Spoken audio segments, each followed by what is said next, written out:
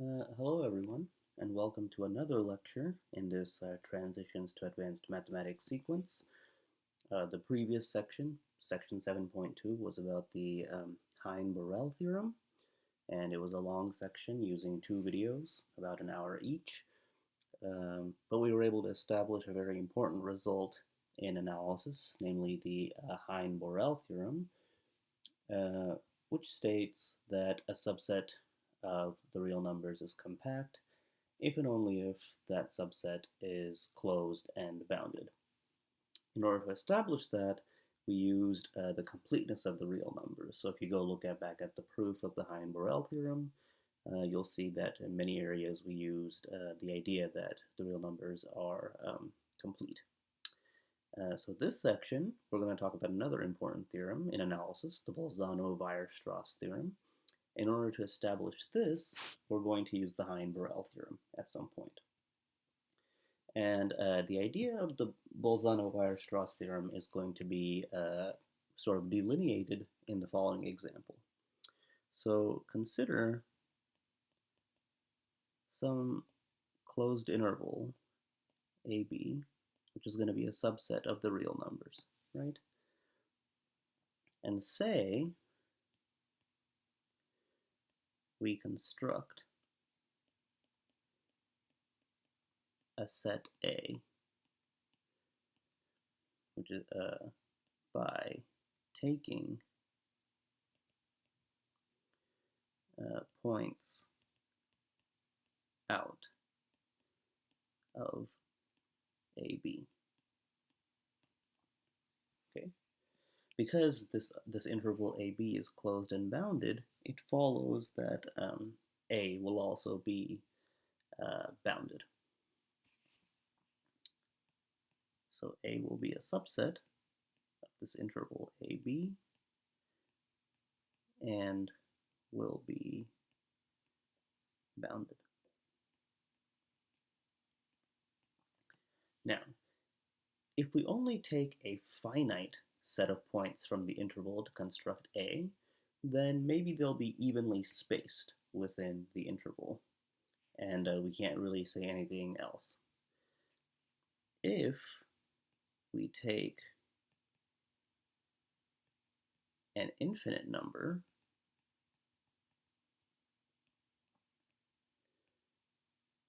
of points from AB to build A,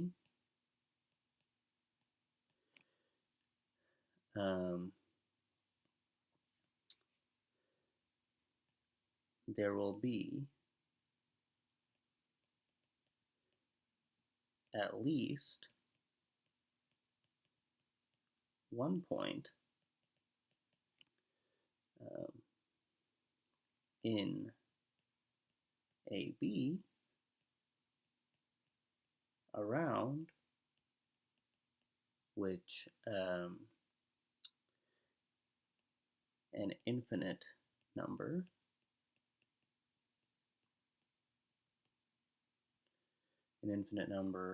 of elements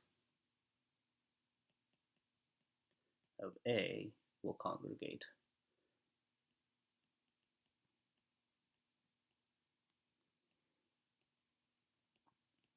This last part here, I'm going to just underline this last part. This is the general idea of the Bolzano-Weierstrass theorem.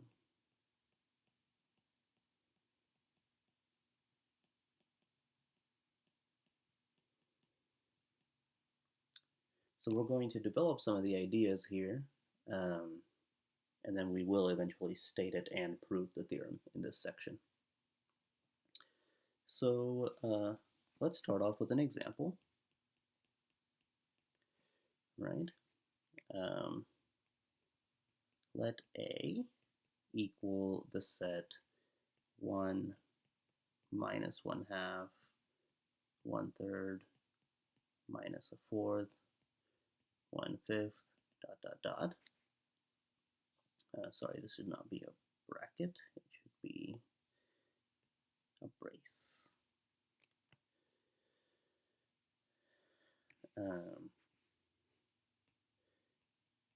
then each element of A is in the interval of this form. And if we draw pictures of this set on the real line, so let's just draw this on the real line. We have, okay, let's say we have 0 here and 1 here.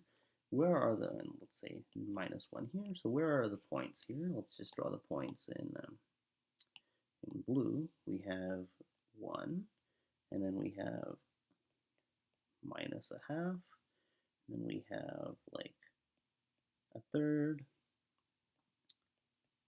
minus a fourth, something like a fifth here, minus a sixth, a seventh, minus an eighth, and so on and so forth. And if you draw this picture, what it looks like is that all these points are getting arbitrarily close to 0.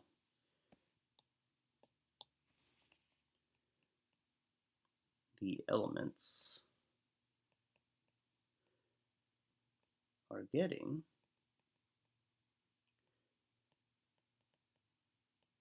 arbitrarily close to 0, it seems.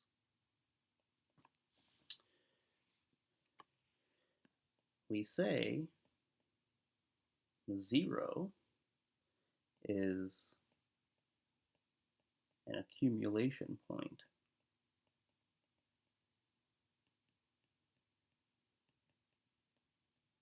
for A. Okay, so what is an accumulation point? Let's make this idea precise. So, definition.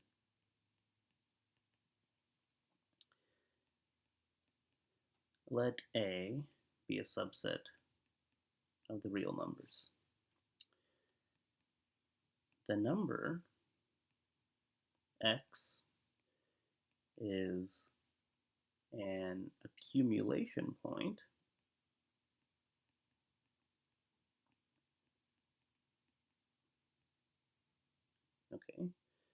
for A if and only if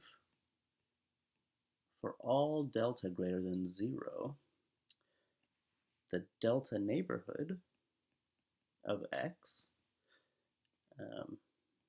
contains at least one point of A distinct from x. So no matter how small you take delta, you will get the little interval around the point x if you can find a point of A in that neighborhood, no matter how small you take delta, then we call that point an accumulation point.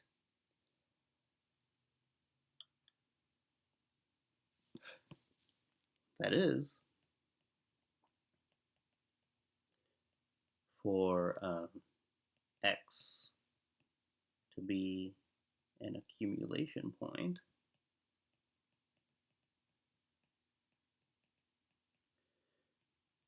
for A,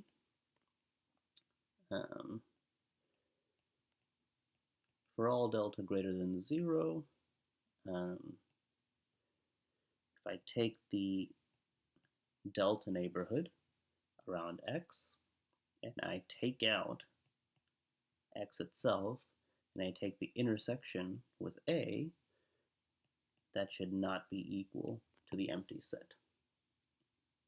Okay, so let's go back to the previous example.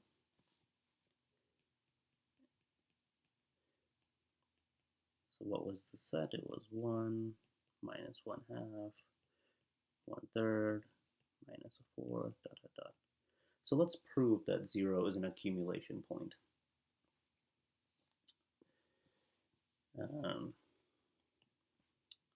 prove 0 is accumulation point. So let delta be greater than 0 be given, and consider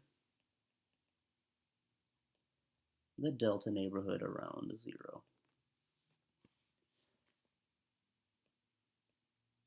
By the Archimedean principle, so we talked about this in the first section of this chapter.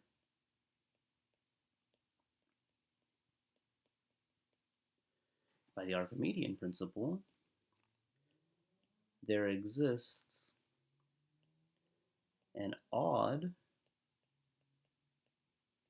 natural number, k, such that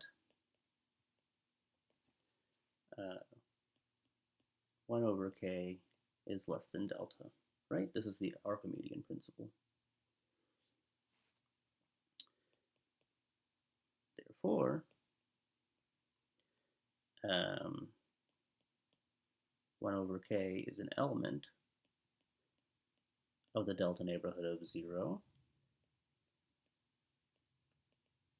And since k is odd by assumption, 1 over k is an element of A.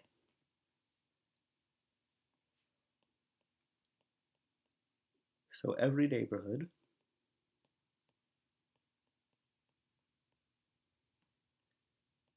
of 0 contains a point of A that is distinct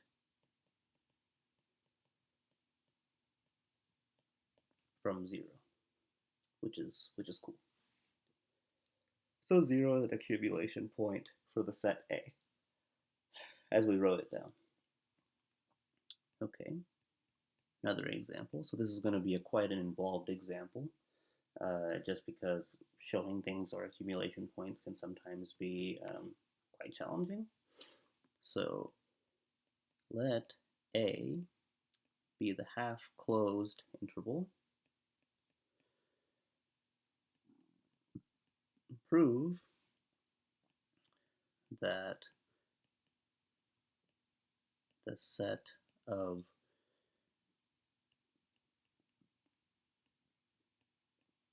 accumulation points for A is the closed interval 3, 7.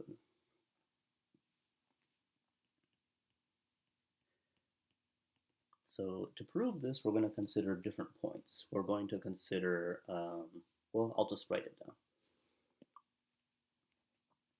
So consider the cases. And so there's going to be 5 cases. So let first x be an element of the open interval from 3 to 7. And suppose some delta is given. Now, 3, 7 is an open set.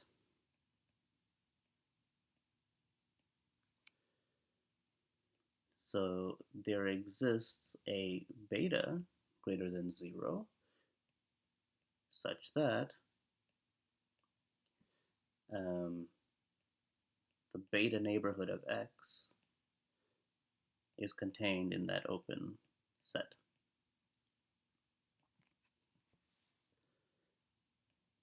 Let a new parameter gamma be the minimum between the given delta and this beta that we just found. Then the gamma neighborhood of x, whatever it is a subset of the open set, right? And x plus, say, gamma over 2 is in that gamma neighborhood and is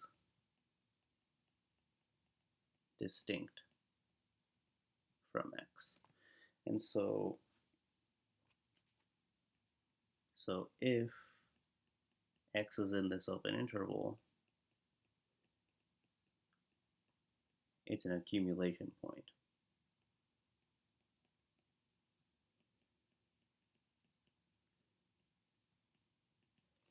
For A. And this is how many of the proofs are going to be, is we just play with open sets and closed sets and, neighborhoods and things like this. That's why we introduced the concept of neighborhood very early. So second, now we proved that all the numbers inside the closed interval 3, 7 are accumulation points, and so now we're going to consider the endpoints. Let x equal 3. Let delta be bigger than 0.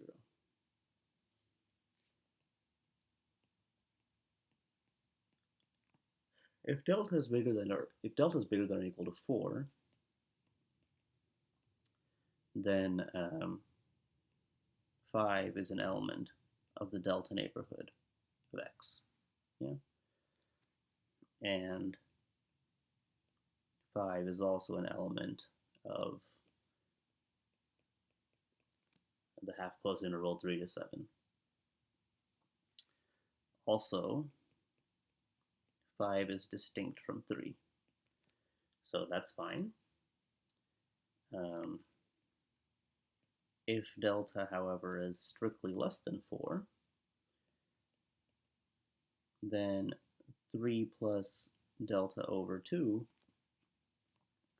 is in the delta neighborhood around 3 and is in the interval 3, 7 and is distinct from 3. And so in this case, all the neighborhoods around 3 contain an element that is distinct from 3 itself. So 3 is an accumulation point.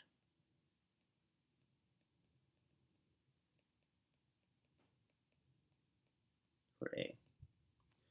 And by a very similar proof, you can show the same is true for 7.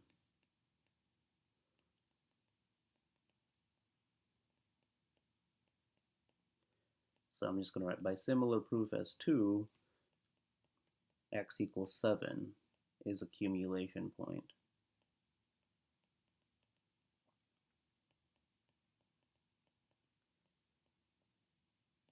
For A. So now we showed that all the points from 3 to 7 in the interval 3 to 7 inclusive are accumulation points for the set A. But we need to show that the numbers outside of the set are not accumulation points. So that's what the next two cases are going to encompass. So let x be less than 3 and set delta equal to 3 minus x. Then the delta neighborhood around x and A are disjoint.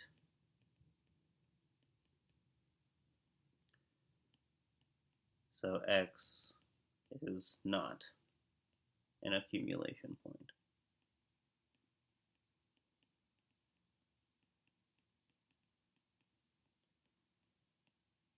For A. And you can do a very similar proof So by similar proof,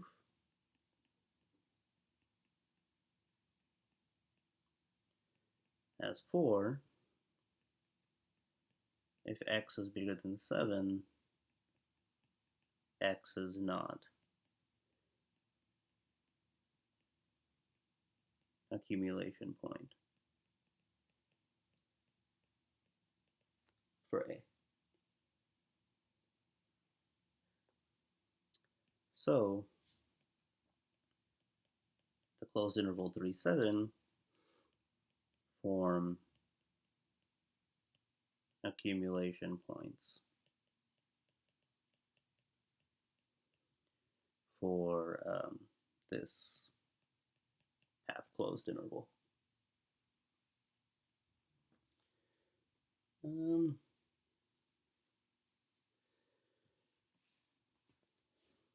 All right, so let's just do another quick example.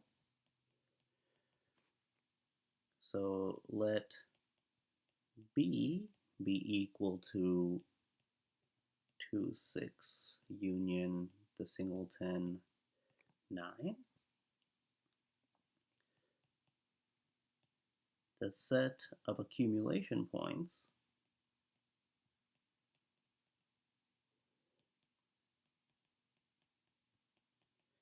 is 2, 6 inclusive. Note that 9 is not an accumulation point.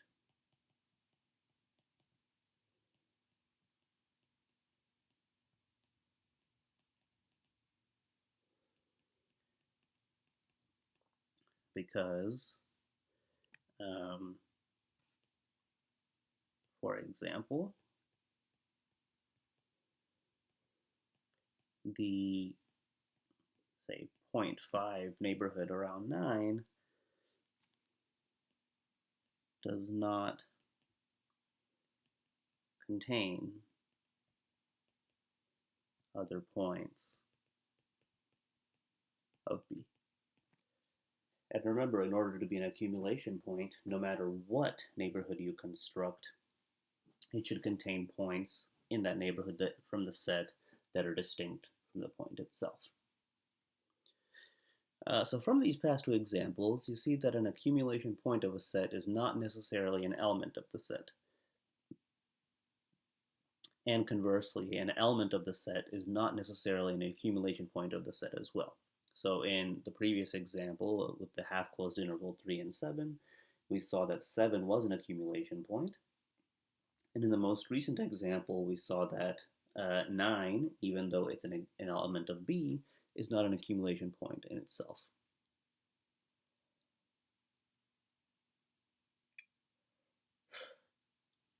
So let's see what else we can say about accumulation points with the following theorem, which is pretty interesting. I don't know why I'm writing out theorem, but okay, fine. Let's just write it out. A number x is an accumulation point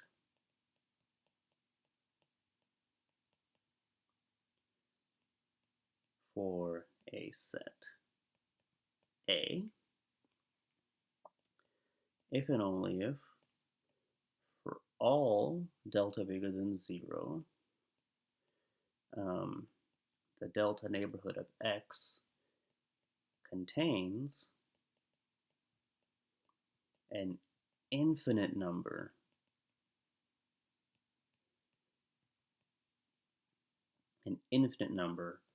of points of A. So not only is it true that it contains, if you have an accumulation point, then every neighborhood contains a point that's distinct from itself. It actually contains an infinite number of points that are distinct from itself, which is pretty amazing.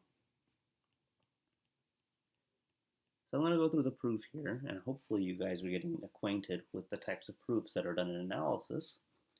But okay, so let's just do it. This is again a biconditional statement, so we have to prove both ways.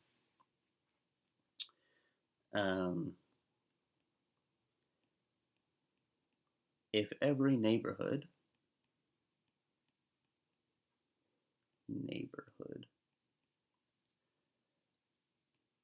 of X contains an infinite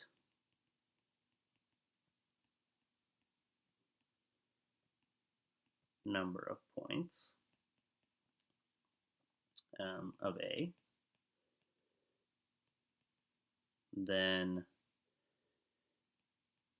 each neighborhood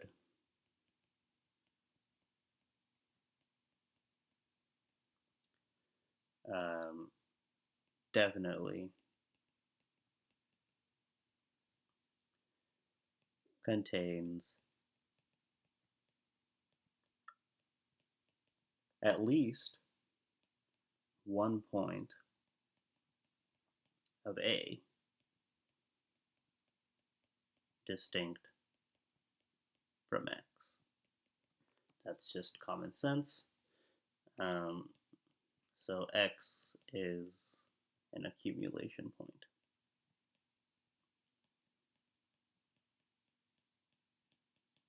So that proves one direction. That is, if we assume every neighborhood contains an infinite number of points, we've shown that X is an accumulation point.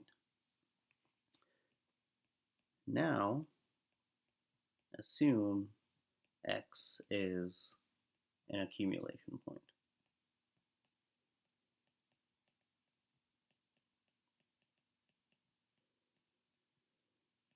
For A.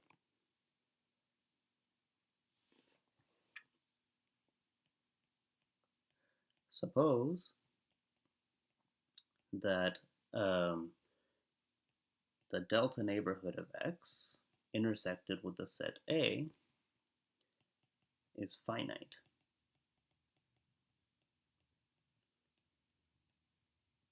For some delta bigger than 0.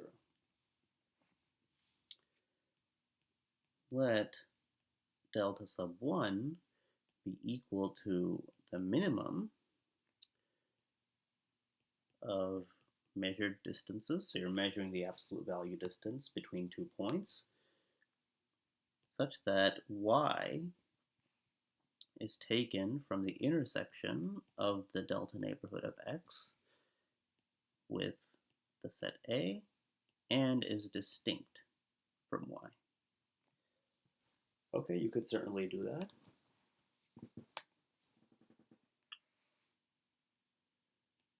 And we've taken this delta 1 to be sufficiently small so that the following holds. Then,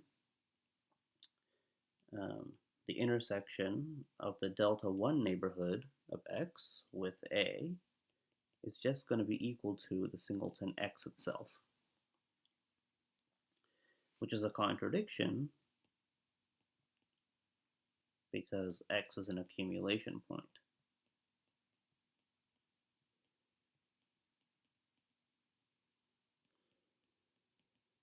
Which means any neighborhood you construct around X is going to have at least one other element of A that's distinct from itself. But in this case, that's not the case. So every neighborhood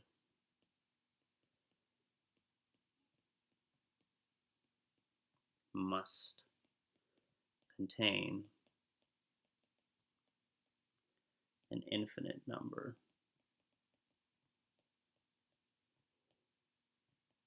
of points from A, which is cool. What this says is that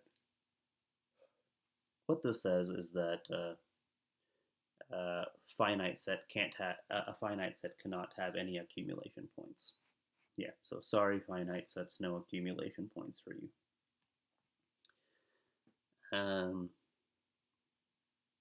So yeah, let's just think about another example here. I'm just going to write this out. The set of accumulation points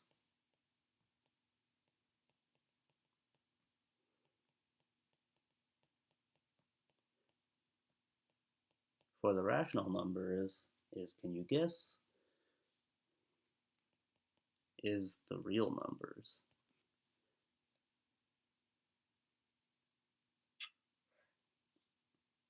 And to see this, just let x be a real number. Let delta be greater than 0. And consider the delta neighborhood around x.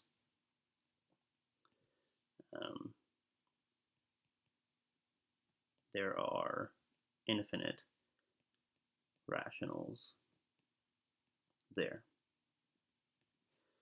And so the set of accumulation points for the rational numbers is the real numbers. The same is true for the irrationals as well, which is pretty amazing.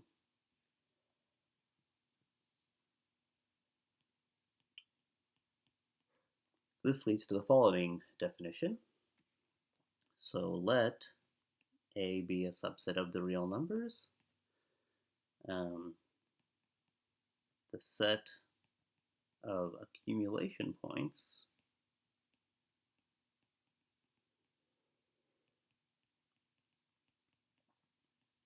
for A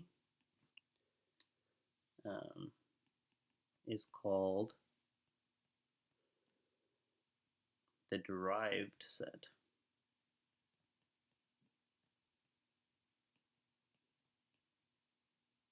of A, and is denoted A prime. So A prime is a set of accumulation points in A.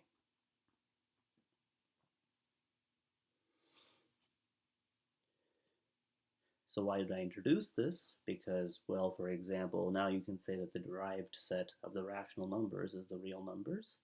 But in particular, I wanted to introduce the following relationship between derived sets and closed sets, and they're related by the following theorem.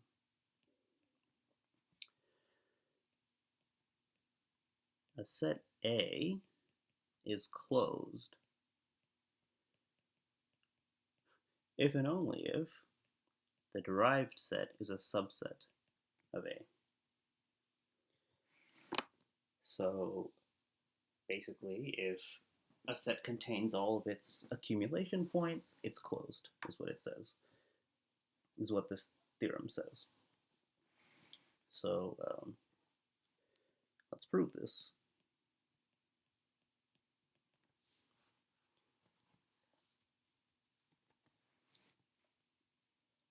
So again, this is a biconditional statement, so we have to prove both ways. So assume A is closed. And now we're trying to show the derived set is a subset of A, and so we do this through element chasing. Let X be an element of the derived set of A. If X is not an element of A, then X by definition is in the complement of A,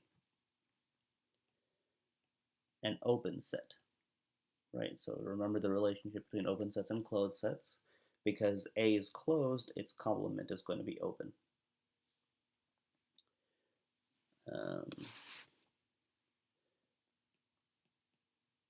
Thus, there exists a positive delta for which the delta neighborhood of X is a subset of the complement of A.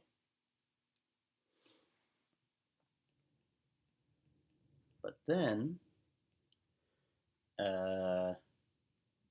this neighborhood contains no points of A. This is a contradiction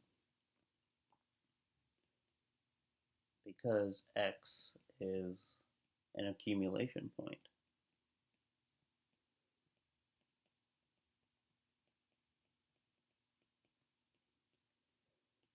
A. So this delta neighborhood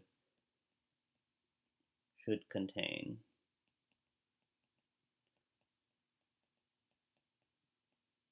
points of A. So it must be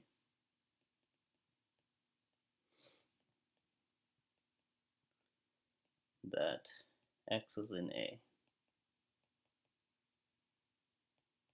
Therefore, we have shown that the derived set of A is a subset of A. That proves one direction.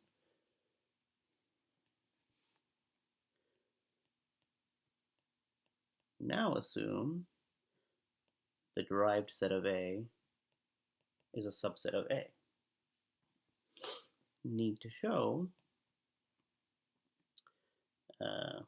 A is closed. How do we do that? We show that by considering the complement and showing it's open. So try to show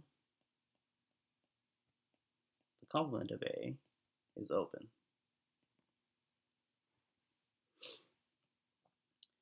If the complement of A is not open, then there exists an X in that set that is not an interior point of the complement of A. That is, no delta neighborhood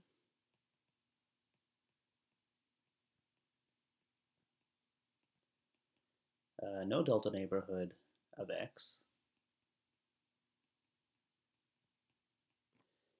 contains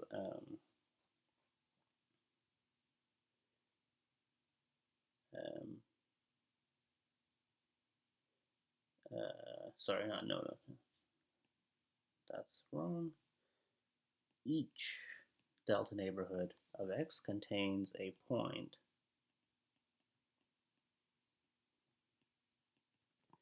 from A.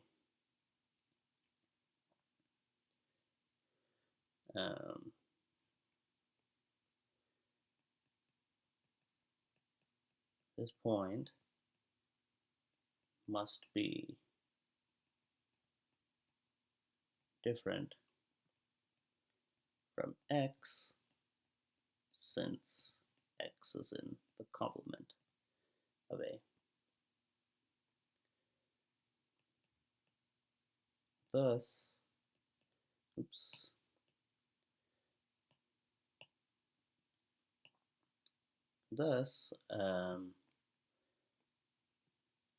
X is an accumulation point of A. But the derived set of A is a subset of A. So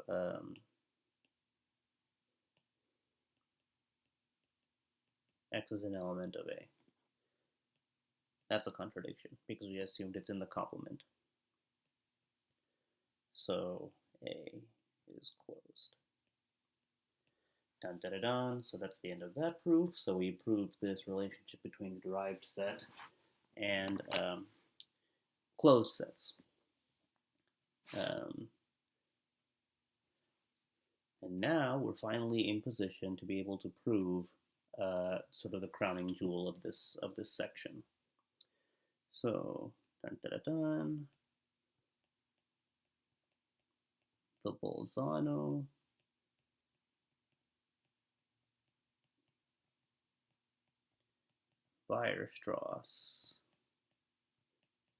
Theorem. The second major result of analysis that we'll be discussing. Every bounded infinite set of real numbers has an accumulation point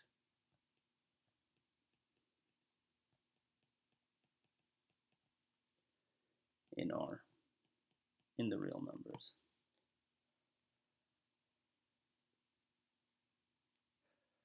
So we're going to prove this. What's the best way to prove this? Well, by contradiction, of course. So suppose A is a subset of the real numbers, is bounded, and infinite.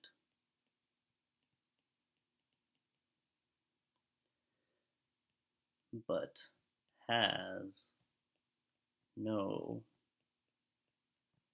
accumulation points.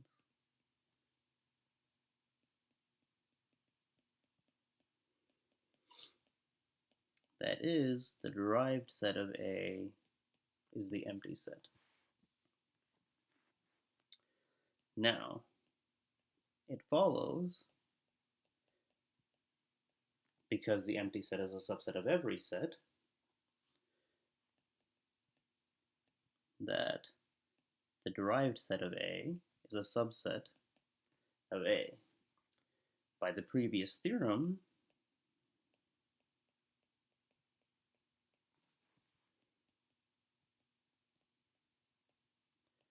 A is therefore closed. Now we're going to invoke our old friend,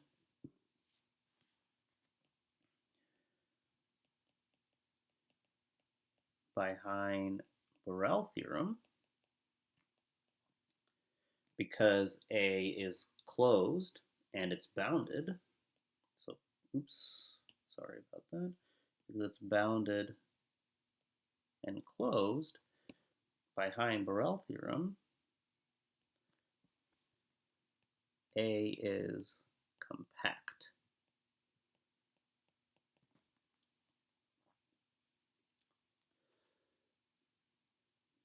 Now,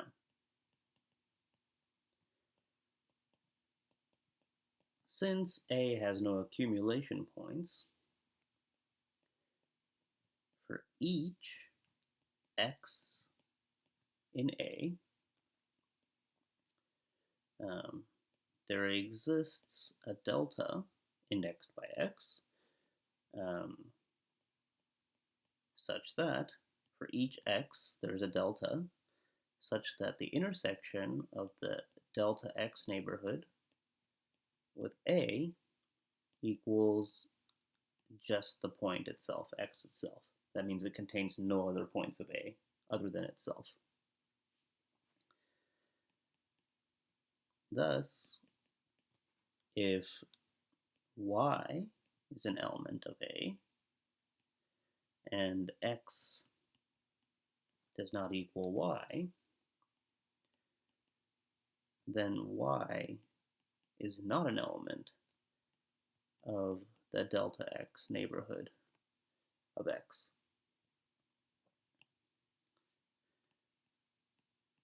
But this means that the family of sets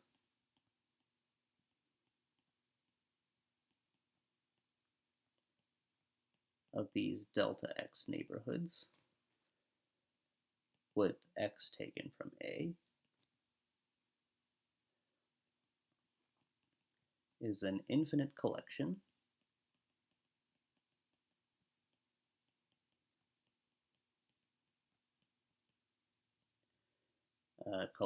of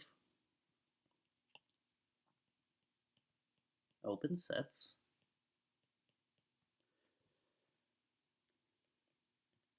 that covers A and has no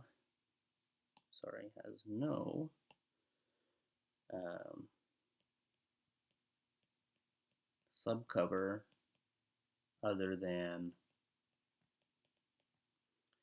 itself.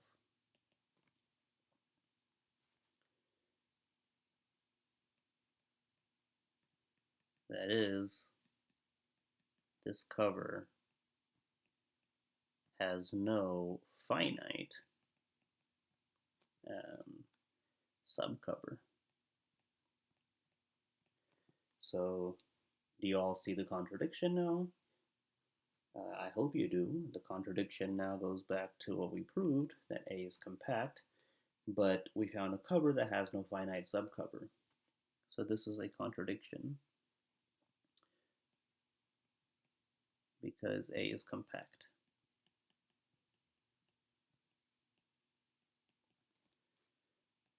So A must have an accumulation point.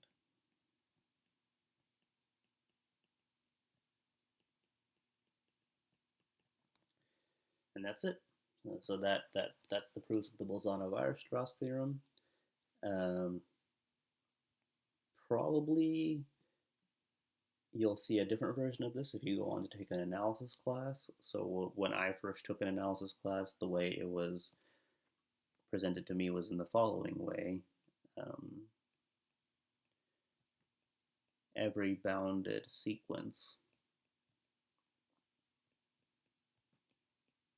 has a convergent subsequence.